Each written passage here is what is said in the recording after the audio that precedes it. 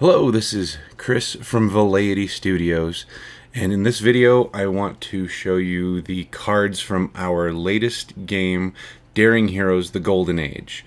Now, Daring Heroes The Golden Age is a cooperative card game that is for 2 to 4 players. And in this video, like I said, I'm going to show you the cards and the stuff that comes in the box, and then in another video I'm going to show you how to actually play. So, what comes in the box? The instruction book. This beautifully laid out, wonderfully thought out example book here. So you got the example layout and everything you could ever want in a great rule book. I'm going to put this off to the side right now because I am just showing you the cards. And you get a handy dandy D6 so that if you get this game and you go somewhere off the shelf, you can just start playing right away.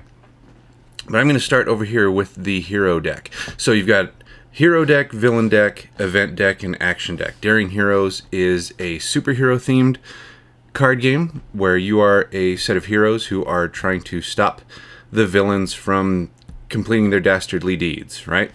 So start out with the hero deck. Hero cards are very cool here. I'm going to show you. Got Catman, the Owl, Lion Man, Adaman. All these characters you've heard of before, right? Nope.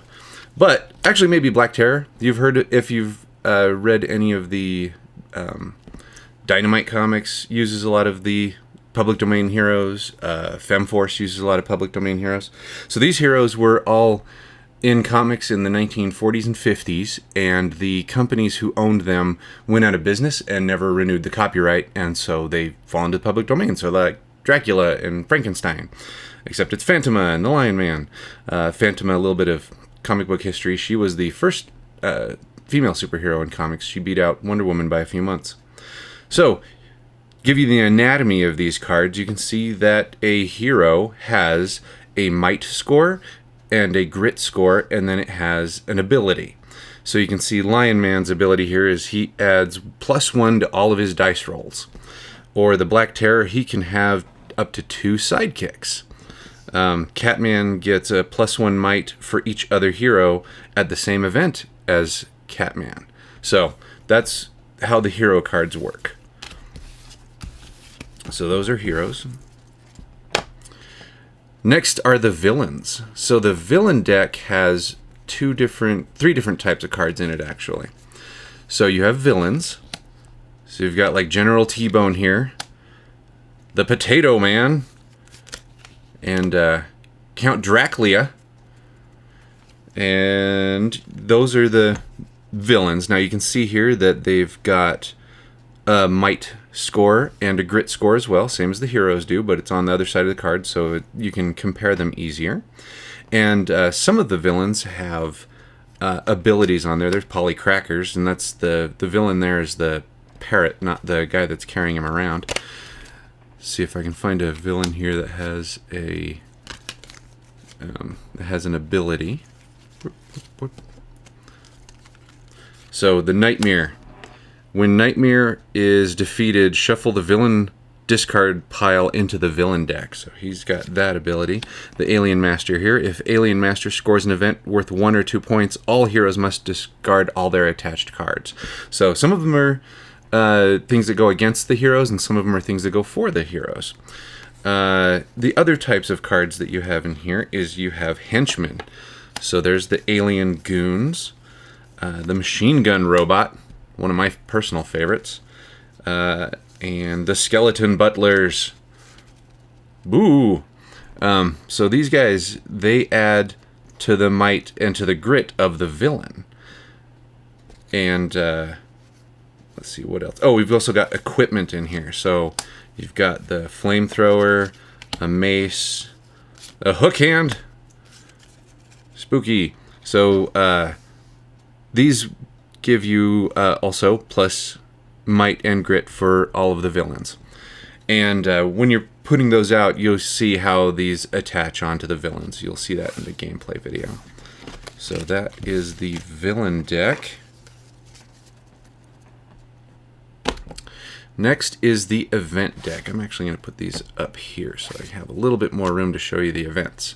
So events, these are the things that are going on, and they're the the events that the heroes and the villains are trying to score. This is how you win the game. So you've got an event here, like the spilled milk truck. Don't cry over it. You've got the spaceway robbery. We'll talk about Doomsday in just a second here. You've got the fourth dimensional beings and the giant goon. So you can see the giant goon. This one has like additional things that happen. So henchmen at this event gain +1 might. And you can see here that all of the events have a number attached to them. So that's how many points the event is worth. So if the heroes score the event, they get 5 points. If the villains score this event, they get 5 points. First side to 50 points wins. And I'll show you how you score the points in the gameplay video. But there's also the other type of event card, which is the Doomsday device. So the Doomsday device is worth 0 points, so it doesn't add to your score towards the game. But if the villains score 3 of these Doomsday devices, then they automatically gain 50 points and the game is over. So got to watch out for the Doomsday devices. And I'll show you why those are important once again in the gameplay video. And then you have the action deck. So these are the cards that the heroes get in their hand to play during the game. So they have different types of cards. So you have sidekicks. So there's Rainbow Boy and Tim.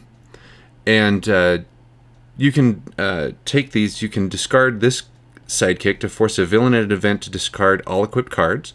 So you sort of sacrifice Tim to bring down the might and grit of a villain that maybe has too many henchmen and too much equipment.